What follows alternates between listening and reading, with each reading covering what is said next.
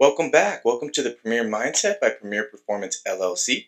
I'm your host, Trent Mahler, LCSW, licensed clinical therapist and performance coach, and this is episode 45. High performers don't struggle because they lack talent, discipline, or ambition. They struggle because they avoid the conversations that would actually unlock progress, not out of weakness, but because difficult conversations carry risk. Risk of conflict, risk of being misunderstood, risk of disrupting momentum. And when those conversations don't happen, tension doesn't just disappear, it goes underground, where it quietly erodes performance. That's where the art of difficult conversations really comes in. Not as confrontation or emotional unloading, but as a performance skill. Difficult conversations are the mechanism that clears frictions, aligns expectations, and prevents small issues from becoming systematic problems. When handled well, they reduce noise, sharpen focus, and restore momentum. When avoided, they cost teams clarity, trust, and energy. High performers don't lose effectiveness because they stop caring. They lose effectiveness because under pressure, communication narrows. Feedback gets softened or withheld. Assumptions replace clarity. People overfunction instead of addressing what needs to be said. Difficult conversations give leaders and teams a way to interrupt that pattern, to slow down reactions, say the things that matter, and realign before stress compounds into burnout or breakdown. In this episode, we're breaking down what difficult conversations actually are, why they're one of the most underdeveloped skills in high performers, and how learning to navigate them well improves leadership, trust, decision-making, and long-term performance, without blowing up relationships or sacrificing standards. Quick note before we dive in, this podcast is for education and performance growth. It's not a replacement for therapy or medical treatment. If there is something you need, make sure you go and get it. If you've ever known a conversation needed to happen and felt the weight of avoiding it, this episode is for you. Let's get into it. What is considered a difficult conversation, and what is the art of difficult conversations? A difficult conversation is any discussion where the stakes are high, opinions differ, and emotions run strong. These interactions are often avoided because they risk negative consequences, such as damaged relationships or career setbacks, and can trigger internal feelings of vulnerability or inadequacy. Difficult conversations typically involve a conflict between the need to be honest and the desire to be kind or avoid discomfort. Common examples include, such as in the workplace, performance reviews, addressing behavioral issues, asking for a raise, or delivering news of a layoff. In our personal life, it's breaking up with a partner, discussing financial issues with a friend, or setting boundaries with family. Even every day, we can address incorrect food at a restaurant, telling a neighbor they are being too noisy, or confronting someone who cut in line at the grocery store. The art of navigating these moments lies in transforming a potential conflict into a learning conversation. This requires balancing assertiveness with empathy and shifting focus from winning to mutual understanding. There are some core principles to keep in mind with all this. We want to stay curious. Approach with a genuine desire to understand the other person's perspective rather than trying to prove them wrong. This is good in any conversation you have with people. You will understand more, you will understand other people's perspectives better, and you'll actually learn more if you can just go about life in a curious manner, trying to understand things instead of trying to prove yourself right all the time. That's just that ego taking over, and it's not a good thing to let lead. We also want to keep a dialectic stance. We talked about dialectics in that DBT episode. Dialectics are two opposites that can both be true at the same time. So in this aspect, it's accepting that both parties can be right simultaneously. Your truth and theirs can both coexist. There could be truth on both sides. That can be really hard to accept sometimes, but we need to. We have purpose over outcome. Enter the conversation with a supportive purpose. I want to improve our working relationship, rather than a fixed, forced solution. If you focus on a purpose, you are more likely to get what you want. Improving your relationship can look like a lot of different things. In terms of, I hope I get the exact thing I'm looking for, maybe like a raise, or maybe they go do this project, that may not happen. And if it's a fixed force solution like that, you're much more likely to let yourself down and probably create some more anger and frustration in yourself. And there are some communication techniques to help while in these difficult conversations that we can use. One of those is I statements. We want to be able to speak from our own experience. And speaking from our own first person does help get things done. When you say something like, I feel frustrated when you're late to work, that avoids sounding accusatory, which reduces the other person's defensiveness. But we have to start with how you feel. If you start pointing fingers like you always do this thing or you always drop the ball, whatever it is, you're going to get much more defensiveness and people are going to shut down. We want to speak from that I lens of I get really frustrated when I feel like I have to do extra work because you weren't here today, whatever it might be. But going from that own personal aspect of how does it impact me, people are usually a little more willing to hear it. We also got to get good at deep listening. We can do this by practicing active listening, by repeating and paraphrasing what you've heard in the other person's language to ensure they feel understood. And this isn't saying like a different kind of language like other languages out there like Spanish or French. This is saying in their terms of how they're saying it. Like you can understand it in a completely different way, and if you parrot it back to them in that completely different way, they're not going to really understand it, and they're not going to know why you're saying it. So it's just kind of letting them know, like, I hear you. I hear what you're saying. We also got to manage the 3 layers. We have to recognize that every difficult conversation has 3 internal dimensions. We have the what happened conversation, which is disagreements over facts and blame. We have the feelings conversation, which is unspoken emotions that influence the tone. And then the identity conversation, which is what the situation says about your own self-worth or competence. All 3 of these layers are involved in difficult conversations. And if you just focused on what happened or how it felt or even the identity, you're going to miss things. We have to focus on all 3 and be willing to talk about all 3 of those aspects. And there are some structured frameworks you can take advantage of. One is the DESC model, DESC. The first step of it is to describe the behavior. Then the E is to express the impact. The S is to specify the change needed. And then the C is to state the consequences. This is a good model just to help us have the conversations using a structure so it's a little easier to lean on and not feeling like you have to just figure out what to do the whole time and feel like you're winging it. We also have the HEAT framework, which is HEAT. So the H is to hear. We want to listen without responding. We want to truly listen to what the other person is saying. The E is empathize. We want to connect with their view, understand their perspective. Then A, apologize if appropriate. We don't want to just apologize, and I'm sure there's people out there that are listening right now that apologize for things they do not need to apologize for. We have to apologize appropriately when it's needed. And then take action. We need to take concrete next steps about the situation, whatever we need to do to get things going. So DESC and HEAT are both frameworks you can use to help get things going and do some of these difficult conversations. We also have the 4 Ds. The first D is discover the facts. What happened? What's going on? Then the second D is define core issues. What happened? What's the problem? Then we have to discuss solutions. That's the third D. What can we do to solve this? What can we do to fix this? And then finally, the 4th D is decide on action. So we now got to start. We got to do something. We got to actually let that rubber hit the road and see what happens. So again, there's a bunch of frameworks out there. There's a lot of models you can use. It's always great to use something that's already been created. You don't have to reinvent the wheel. But just find something that works for you and try some of these things out. You may feel like these are a little clunky and they don't work super great for you, but you might try it out and it might work a whole lot better than you think. So just see what happens. Give it a shot. Now let's talk about why high performers avoid difficult conversations and how that quietly sabotages success. High performers struggle because of the conversations they don't have. This is the part that nobody wants to admit. Most high performers are incredibly capable when it comes to execution. They work harder, they take responsibility, they figure things out. They push through discomfort when it comes to training, building, creating, or even leading.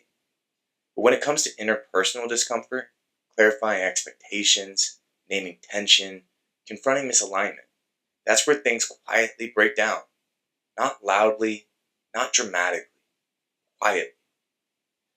Avoided conversations show up as resentment, as burnout, as overfunctioning, as thinking, why do I have to do everything myself? as teams that look fine on the surface but feel heavy underneath. Here's the paradox: the more competent you are, the easier it is to avoid difficult conversations because you can just handle it yourself. And that exact strength becomes the thing that captures growth. And this exact thing is the poison that infects so many high performers because they have the ability to do the hard work and do something pretty tough by themselves. It just doesn't work sustainably. That's why we've talked so much about breaking down and burning out, because that's the issue high performers run into. Not being able to, but more of not being able to continue to do it. If you can't have hard conversations, your ceiling is limited, and it always will be.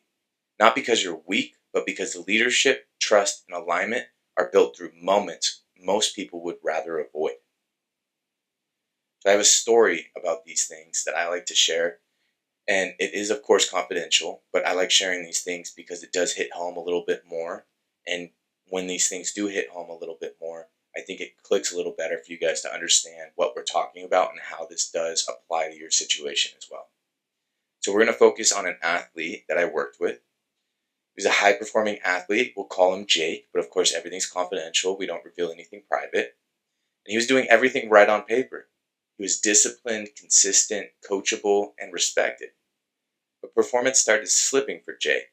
Not dramatically, just enough to matter. He started getting frustrated quicker. He was spending more time away from the team and more time alone. Jake even noticed he was becoming harder on himself for everyday things. When we started digging into it all, it wasn't about effort or ability. It was about a conversation he was avoiding. There was ongoing tension with a teammate, subtle stuff, missed cues, frustration during training, a growing sense of, I don't trust that they'll show up when it matters. Instead of addressing it, he did what high performers often do. He trained harder. He took on more responsibility. He internalized it.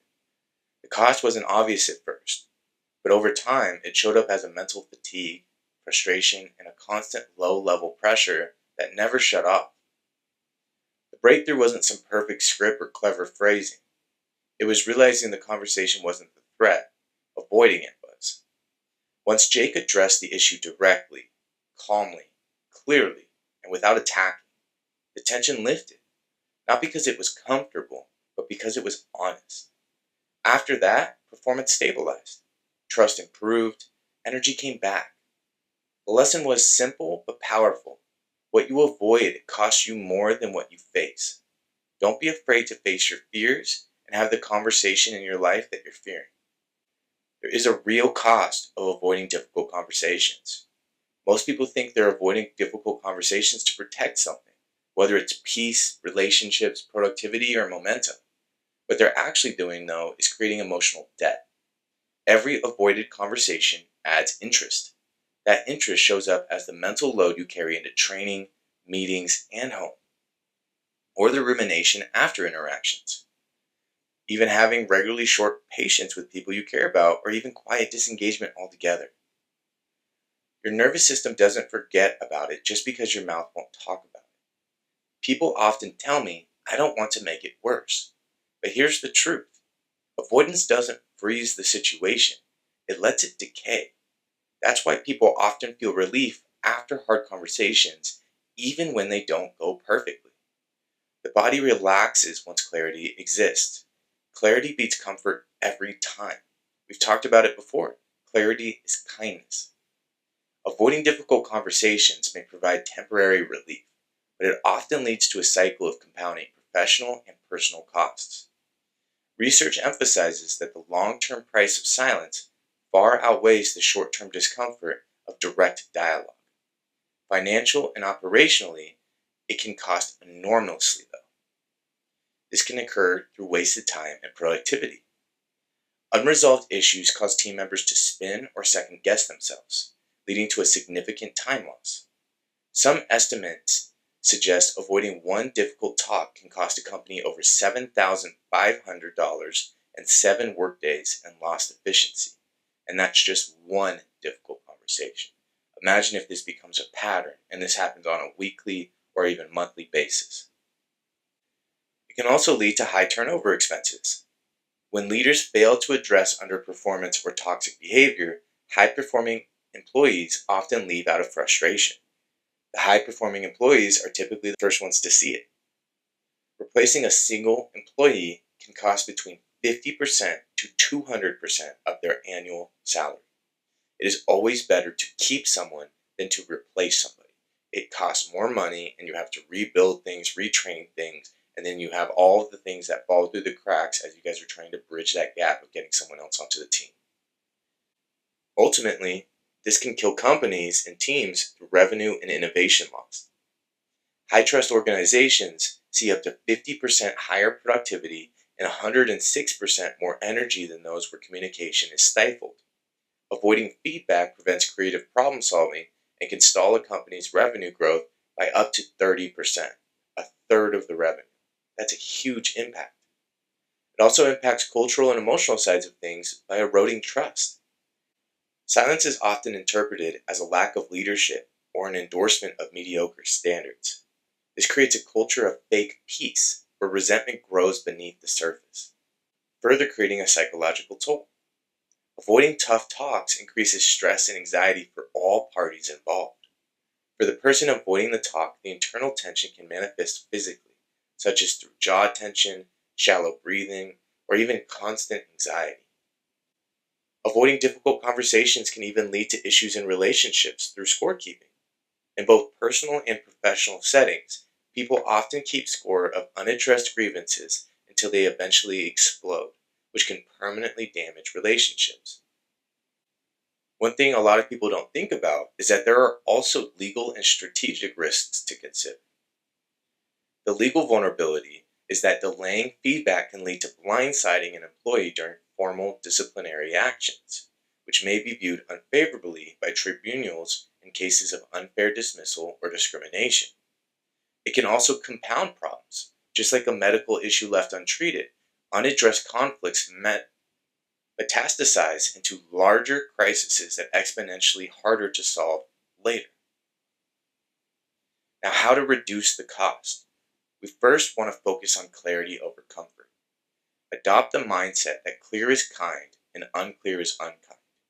It's a hard mindset shift, but if you can make it, it's going to change things. It is a huge mindset shift and it is very difficult to make, and it's something I had to face myself becoming a therapist, because there's a lot of times in my work I have to point out very uncomfortable truths to people, and sometimes they just straight up hate it. There's sometimes people leaving my room very upset and frustrated because of the things I pointed out and made clear to them. But typically in the long run, they're glad I did. It hurts short term, it's uncomfortable short term, but it's not about comfort, it's about clarity. We have to help people understand and see things better. Clear is kind. The earlier the better. Early interventions make big impacts. So address issues when they are small to prevent them from becoming emotionally charged events. And it's always great to use a framework. We talked about a couple frameworks before, and we're going to go over another one right now. One you can use is the Braving Trust framework to ground conversations in shared values.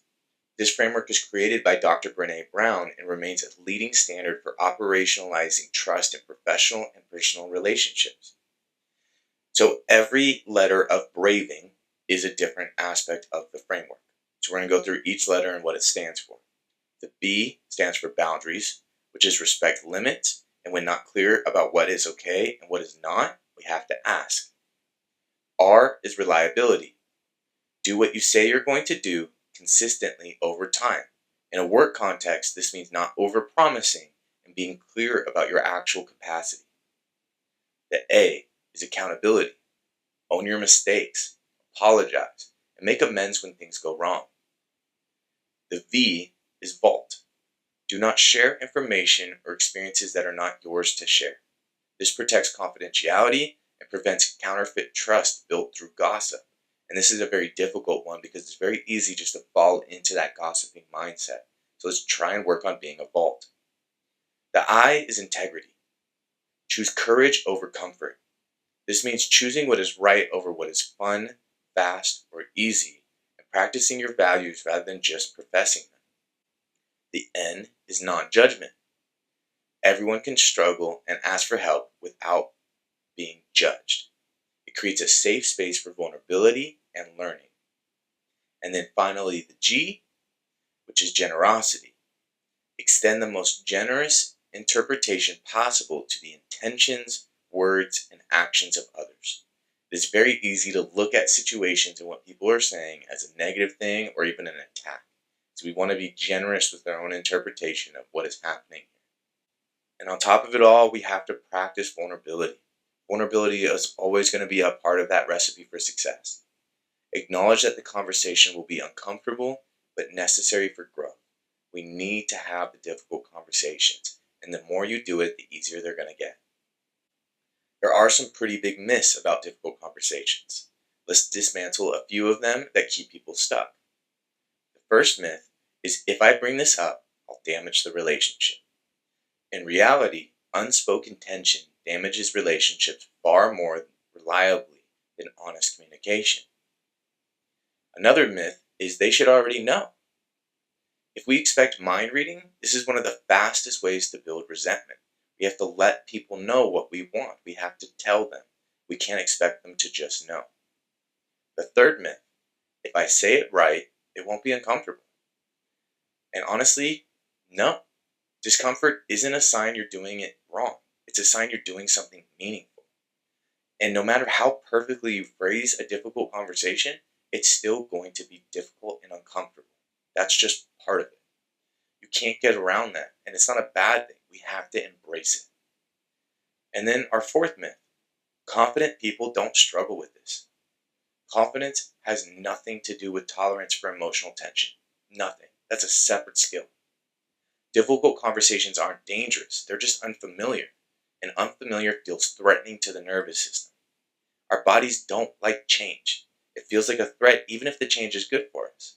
Our brains are wired for survival, not happiness. Sometimes we have to push through to get what we want, and this is why it likes to lean on what we know. Because if it's wired for survival, it's going to keep doing what it expects and what it knows is going to happen next. If we do something different, well, now there's a whole bunch of uncertainty, and that emotional tension can create threat and fear. Like we talked about, difficult conversations are a skill, not a personality trait. If you're not good at them, it's not because you'll never be good at them. You just need to work at it. Some people seem naturally good at difficult conversations, but that's not what it is. What you're seeing is emotional regulation, practice, and comfort with tension in action. This isn't about being confrontational or aggressive. It's about being clear under pressure. Just like performance skills, communication under stress improves with reps. You don't need confidence first. You need exposure. You need to start. Avoidance strengthens fear. Engagement builds capacity. So face the fears and don't avoid the discomfort. Keep in mind our comfort zone episode where we talked about all of this for about an hour, which is episode 37 if you want to go check that one out. Building the skill of difficult conversations requires moving from avoidance to a structured, repeatable process.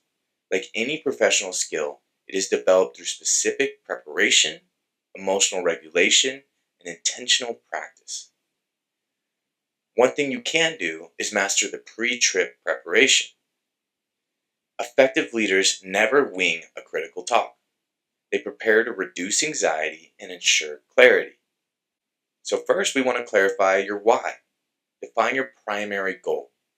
Is it to strengthen a relationship? Is it to solve a performance gap? Or is it simply to end a toxic behavior? What is the why behind the difficult conversation you're trying to have? If you don't know the why, it's going to be hard to have that conversation. Make sure to check your internal story. Identify if you're casting yourself as the victim and the other as the villain. Use a more generous interpretation, keeping in mind that braving framework, of their intent before you start. We have to keep in mind we all have a story we live our life by. We talked about that in episode 17 about the stories we tell and the narratives we live our life by. And this is where we have to be careful because it is very easy to start putting ourselves in different roles that aren't actually our roles to hold. So let's be aware of that going in and make sure to check that internal story of what am I bringing into the situation before we even start the conversation. Another model you can lean on is the structure of the SBI model. You want to prepare your opening using the situation, behavior, impact framework to keep facts objective and non-judgmental. For example, during yesterday's shift, the situation, when you raised your voice, the behavior, I felt dismissed and hesitant to collaborate. Impact. It helps us communicate effectively. And as you notice, we also use an I statement in there too. So the SBI model just helps us clarify what I need to talk about when I am framing this conversation, so to better increase my odds of this going right. With all of these things involving other people, when we're talking about difficult conversations or anything else related to other people, it's not about being perfect. It's not about if you just follow all these steps, it'll just all work out. What we're doing is we're trying to increase the probability that you get what you want out of that interaction, which means there's no guarantee. So you can do everything perfect on your side. It does not mean that other person will do anything helpful at all. And that can be really frustrating, but that can happen. But we want to keep doing these things to increase that probability and give us the highest chance of getting what we want out of the situation.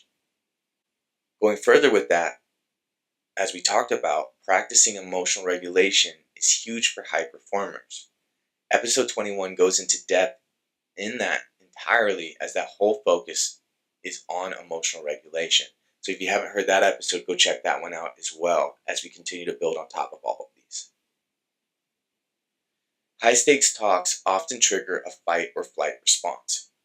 Building the skill means learning to stay present when physically uncomfortable. This is why we need emotional regulation, because without it, you will jump into that threat mode and you'll start reacting instead of responding.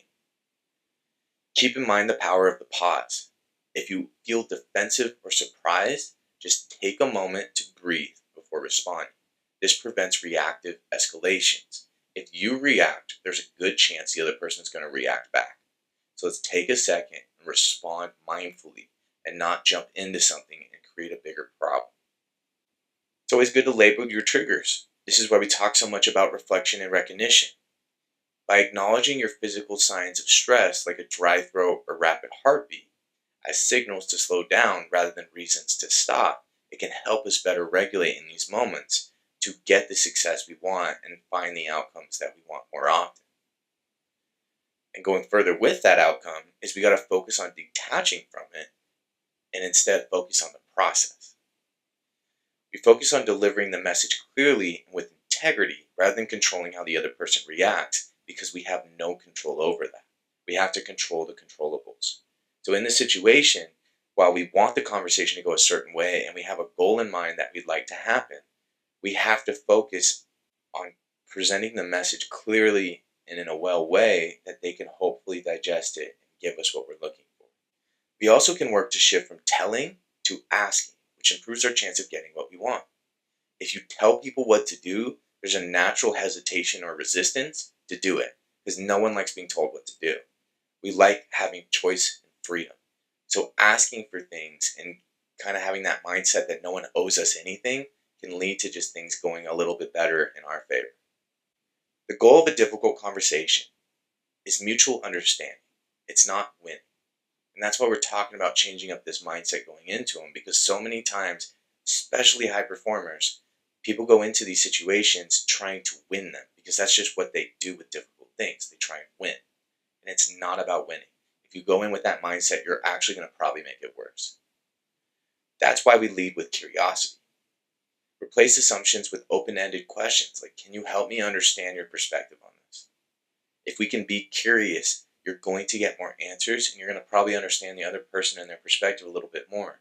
And if you do, you'll probably find a way to meet in the middle and negotiate in terms of getting both people's or both parties' needs met. And we got to do all of these things while using active empathetic listening. Listen to the intent and emotions behind the words, not just the facts of it all. Keep in mind the need to keep using I statements. I know we talked about it before, and we're going to keep talking about it because they're powerful. They're simple, but they're powerful. Start sentences with your own perspective. I feel frustrated when. I feel mad when. I feel overwhelmed when. To avoid sounding accusatory. If we get caught up in just pointing the finger and saying you, people aren't going to listen to what we have to say and they're going to shut down, and now we're negotiating with defensive mechanisms, and that's not going to go well. With all of this, we must implement deliberate practice. If you don't practice these things, it honestly doesn't matter. You can have all the knowledge all day long, but you need to be able to do it under pressure, which is why you need to practice. And we see this all the time. With anything that involves pressure, we typically practice. We don't just show up and hope it works out. That's not what works. We have to build in practice, and that's with all of these things too. Since this is a skill, it must be rehearsed in low-stakes environments. If you just wait for things to get intense, it's going to be really hard to use, and you're going to fail more than you're going to be successful. So start small. You can do this by role-playing. All sorts of programs, teams, and companies use safe-to-fail simulations to improve abilities. You can practice with a trusted spotter, or even AI-powered coaching tools to refine your tone and responses, or even us at Premier Performance if you prefer. There are a lot of different ways to get help going through these situations, and this is very common. I mean, think about just like a sports team creating a situation they might run into in their next game so they can practice it in practice and not just wait for the game to show up and see how they respond. We practice ahead of time so when the actual pressure is on, we can handle it better. It also gives us this feeling of safety and control when we're getting into it, so it reduces anxiety from the beginning. Reflection is huge with this work, which is why we always want to debrief daily. Reflect at the end of each day on one conversation you had. Did you listen fully? Where did you lose your cool? If you never reflect on things, you never learn from things. And you don't have to reflect on everything you did all day long. That's more rumination, and that's not going to help. That's going to make you feel worse. We need to reflect, but we need to reflect in a limited way so we're not getting stuck in it. So choose one or two things and just reflect on them. Think about how they went. And don't beat yourself up for how it went or how it went wrong. Just focus on what I can do better next time. And start small. Don't wait for a crisis. Practice these techniques in minor daily disagreements to build the muscle memory needed for major conflicts when they show up. If you just keep this in your back pocket until the major conflict arises, you probably won't use it because you'll forget about it and then you'll kick yourself later that you never used it. So practice now with small, low-stakes things so that when the high-stakes situations show up, you're already ready and you're ready to go. Let's discuss why logic alone fails in difficult conversation. Most people prepare for difficult conversations the wrong way. They over-prepare the script and under-prepare their emotions. They think if I say it perfectly, it'll go well. But conversations don't derail because of wording. They derail because of unmanaged fear. And so many times with these difficult emotions, people will just lean on logic instead of dealing with the emotions because a lot of people just don't know how. That's why we've talked so much about it too. There's a fear of being misunderstood, the fear of conflict, the fear of being seen as too much or not enough. Before any difficult conversation, the most important prep questions aren't external, they're internal. Such as, what am I afraid is going to happen? Or what story am I telling myself about how this will go? Even what emotion am I trying to avoid feeling? If you don't regulate yourself first, the conversation will regulate you.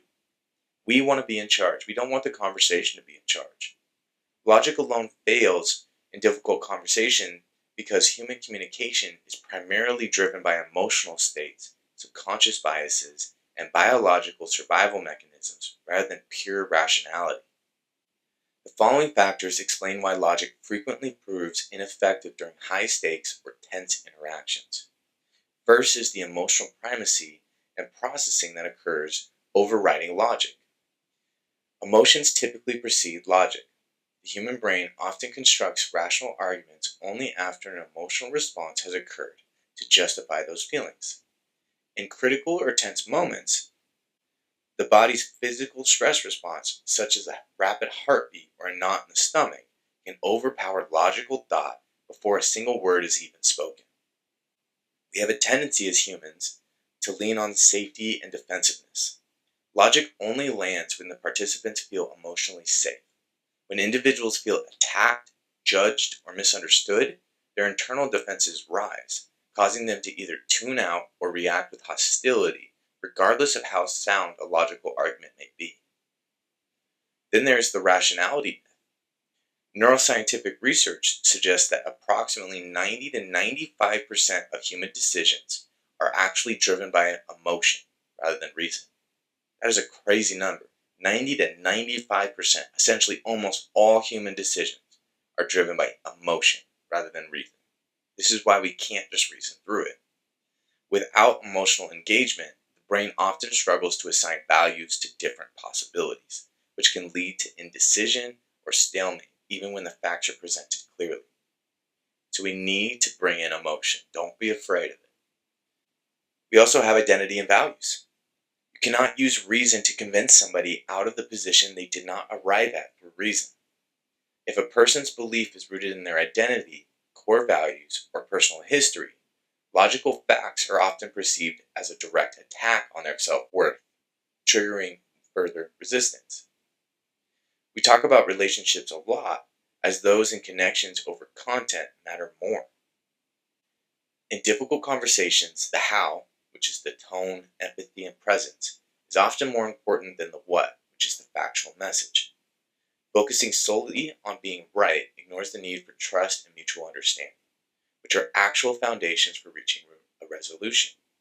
I've dealt with this a lot with some performers I've worked with in business, where they focus on the fact that they're saying the right thing, and they're saying what they need to say, but they say it in a terrible way. And then they get mad that the message gets lost, or people get caught up, or conflicts occur because of how they said it and not what they said. Typically in business, the issue isn't the what, the issue is the how. But people just disregard it and view it as not as important, and sometimes even write it off, saying that that is the other person's thing to deal with and to figure out. But if we want a better chance of things going right or going the way we want, we have to focus on getting through this together and communicating it in a way that's going to be helpful for the other person, and not put the pressure on them to figure it out in the way we want them to.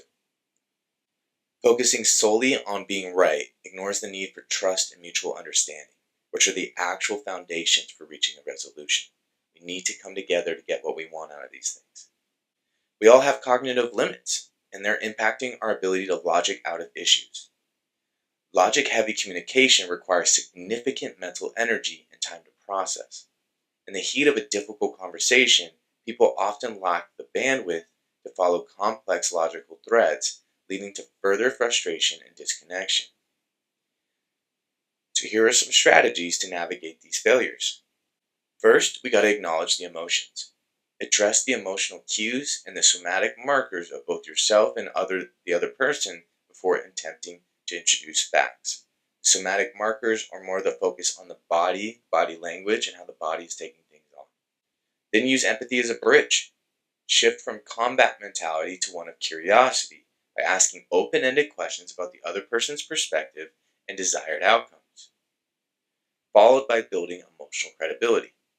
Focus on creating a genuine connection and sense of safety, as people are more likely to listen and take action when they feel respected and heard. So another quick story I wanted to share with you guys of another client I worked with. This is more business related.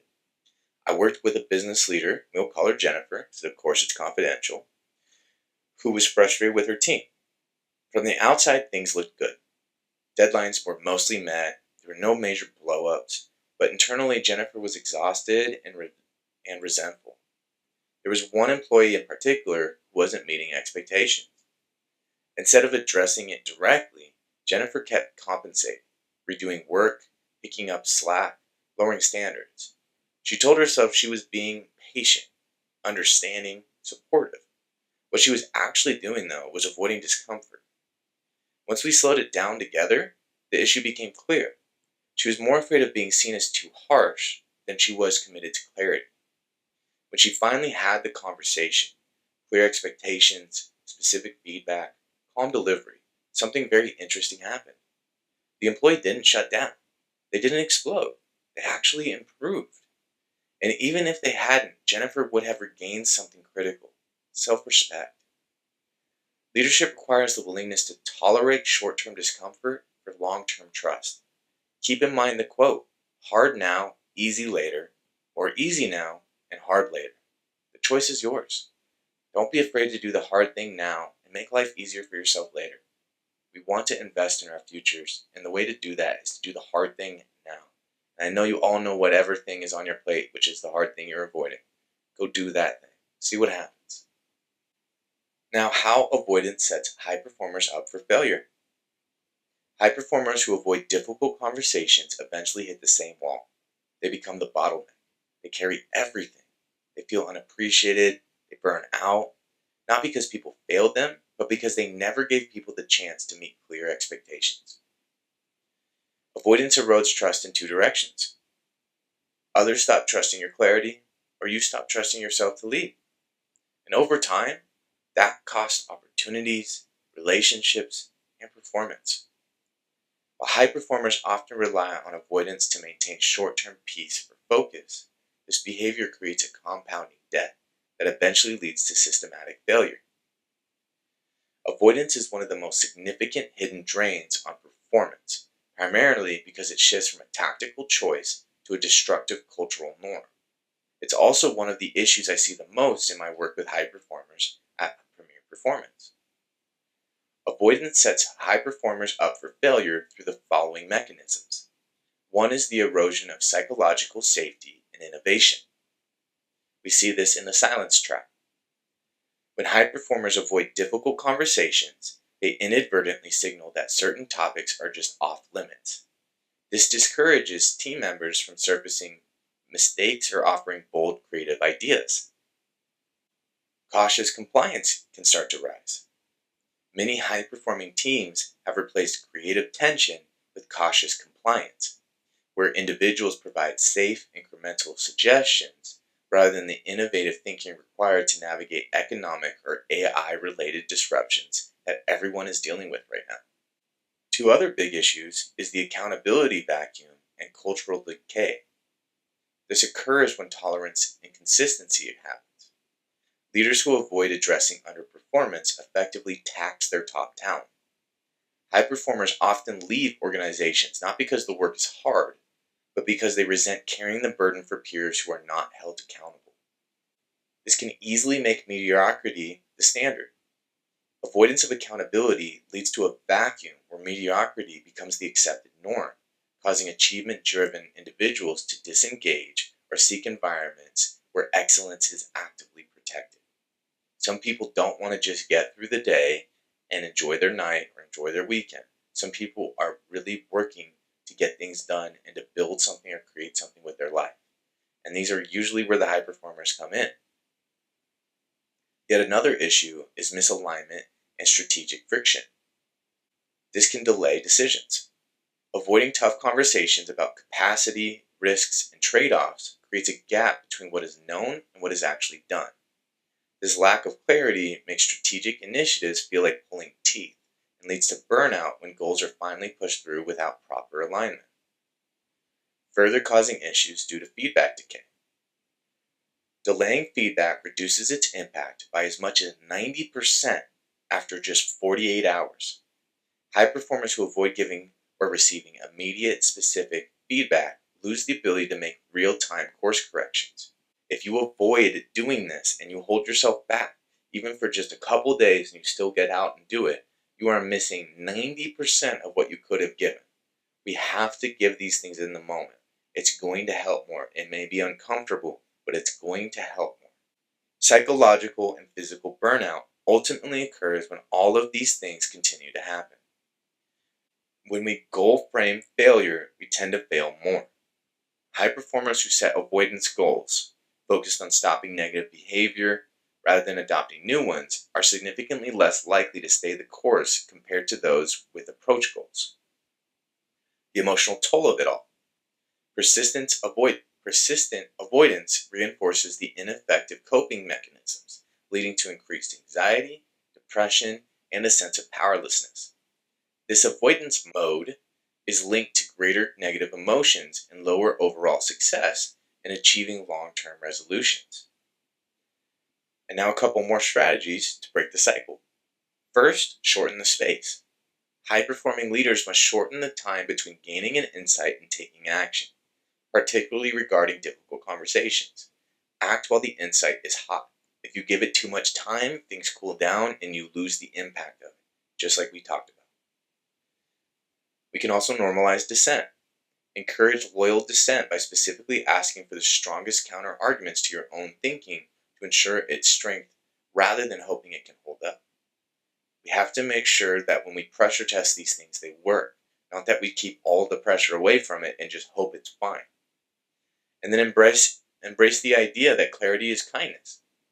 Shift the mindset from seeing tough talks as conflict to reviewing them as clarity in action, as that sets the tone for growth. We don't want to look at it as a threat. We want to look at it as an opportunity for growth. How to make difficult conversations easier. A few things to keep in mind. There are a few principles that lower the barrier. Clarity over feel good. The goal isn't emotional release, it's understanding, and specific always will beat vague. So name behaviors, not characters. Focusing on the character leads to defensiveness and more communication issues. This is why we talked about that I statement stuff. Shorter is better. You don't need a monologue. We tend to over-explain, and we do it in a way that we typically don't need to. So regulate first and then speak second. If your nervous system is activated, slow down. Breaks are fine, but giving up on things is when they truly fail. So give yourself time to work through it, and don't push yourself to just jump in and do something if you don't have to right in that moment. And on top of all of it, expect discomfort. Not resistance, not collapse, just discomfort. Discomfort doesn't mean damage. It means growth is happening. Growth is not comfortable. We have to be willing to embrace it. These conversations are hard, but they're worth it. The conversations you're avoiding are often the ones that would free up the most energy in your life. Energy you're spending thinking instead of leading. Energy you could be using to perform, build, and grow. Mastering difficult conversations isn't about becoming tougher or colder. It's about becoming clearer. And clarity is one of the most underrated performance advantages there is. One of the most overused excuses for avoidance is timing. People love to say it's just not the right time. That phrase sounds mature, strategic, even thoughtful. Most of the time, it's avoidance wearing a suit. The truth is, there is rarely a perfect time for a difficult conversation. There's only a moment when the cost of avoidance finally outweighs the discomfort of speaking.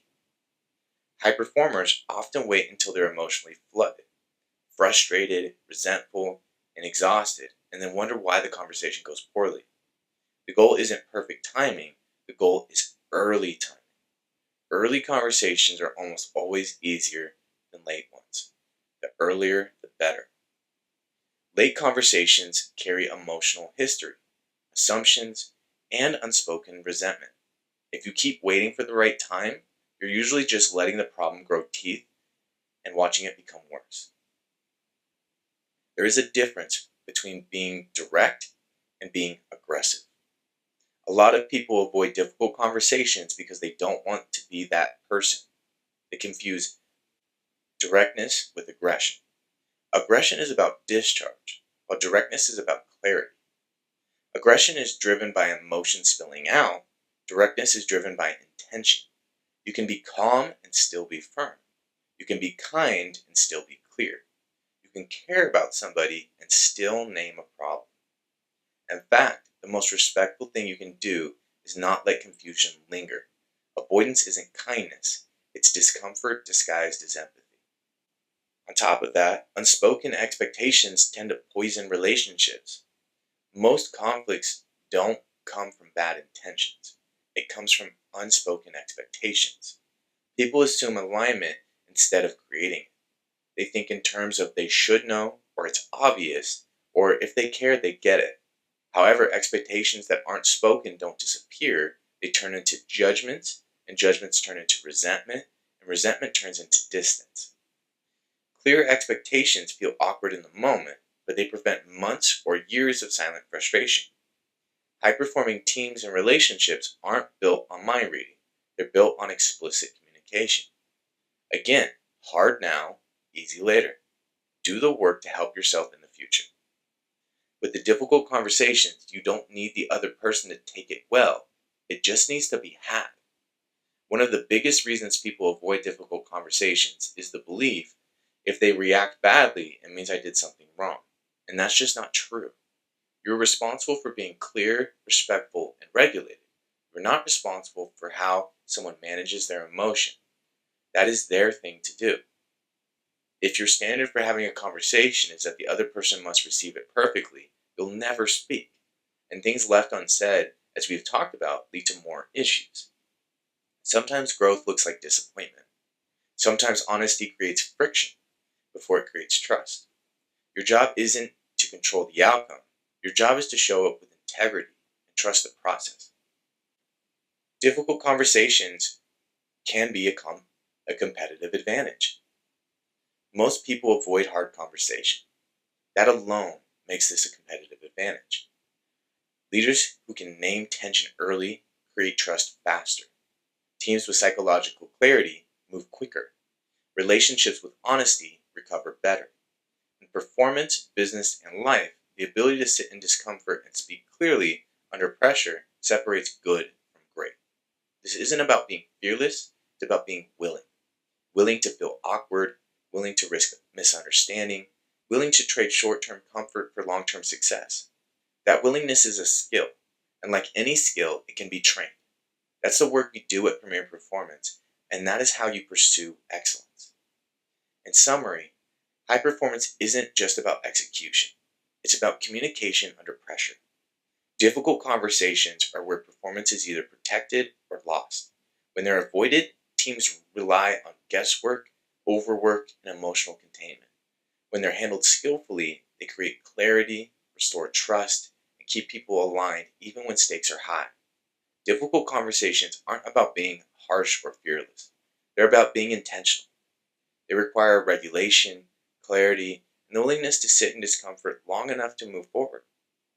High performers who master this skill don't just lead better. They create environments where accountability is clear, tension gets resolved early, and performance stays sustainable instead of fragile. Now I have a couple questions for you guys to reflect on. I want you guys to write these down and answer them for yourself, and I also want you to send me the answers so I can give you some tools to work with exactly where you're at and what you got on your mind. So first question to think about and reflect on: which conversation are you currently avoiding? And what is that avoidance costing you or your team? What are you walking away from? What are you trying to not face? Second question: under pressure, do you tend to soften, control, or withdraw instead of speaking directly? What do you tend to do when that pressure is on? Understanding ourselves and what we do can be very powerful to help us do what we want to do moving forward. Third question: when was the last time a difficult conversation actually strengthened trust instead of damaging it? What changed when you addressed the issue instead of managing around it? So think about the last time you actually did this, where you confronted something and talked about it, and what did it do for you? Did it fix things? Did it make something better? Did it cause relief in some way? Just what did it do for you? So give some thought to those, answer them on your own, send me the answers however you would like, and I'll give you a tool that you can use to start working through those things based on the answers I get from you guys. Resilient minds, premier results. That's what we're building here with the premier mindset and at Premier Performance. We're building you guys up to find those premier results with whatever you're doing. But to do that, recognition is the first step. If you don't see something happening, it's really hard to do anything about it. So let's see what's going on. Let's reflect in our life and see the issues we're facing so we can overcome them and reach another level of success in life we didn't think possible. If you found this beneficial, make sure to leave us a review. It's always helpful for us to get reviews so we can get this in front of more people. That's our ultimate goal. And hearing from you guys about what we could improve always helps us as well. We want to make this as best as we can for you guys to be beneficial. So make sure to let us know what we can do to increase these things and make these things better. And if you do have somebody in your life that you think could benefit from hearing about what we talked about today, share this episode with them. This might be the exact thing they've been waiting for, and sending it their way may open some things up in their life that they never thought could be. So send it to people that you think could benefit. We just want to get it in front of as many people as we can, as we're trying just to provide as much information, awareness, and help as we can at a low cost of entry. I make it a point to give you all actionable tools to find success in your life. So let me know if it's helping. I love staying connected with you all, and I love hearing about how things are going. The successes, the failures, the disappointments, and anything in between. So don't be afraid to let me know how things are going and how things are going in your life. There are a lot of different ways to reach out. You can email me at tmahler@premierperformancereno.com. My last name spelled Mahler. You could text or call at 775-561-0056. We have the Instagram and TikTok with the same name, which is premier_performance_Reno for both of those. We have the Facebook page and the LinkedIn page with the same name, which is Premier Performance LLC for both of those. Then we have the Twitter or the X account, which is at Premier Reno LLC. And finally, our website, which is www.premierperformancereno.com. So get involved in these various communities, follow along. We're going to put out content every day, and we're building up communities in these arenas so that we can help you guys connect with more high performers and just build a community of individuals supporting each other, doing really amazing, awesome things. So reach out however you like. If you have any questions, anything I can help with, I'd love to help. And next week, we're going to talk about why rest feels like weakness and how to accept it. This is one of the most difficult things for high performers because we're so used to the go, go, go that we actually feel guilty or bad trying to just rest and enjoy ourselves in some ways. So we're going to dive into that. We have new episodes coming out every week. We're going to keep on building on what we're building on. And if there's anything I can help you guys with personally, just let me know, as I'd love to help.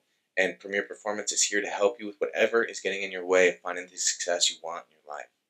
So go be the best you can be. Put yourself out there. Take the risks. Don't be afraid of those difficult conversations. Let's see where life takes you.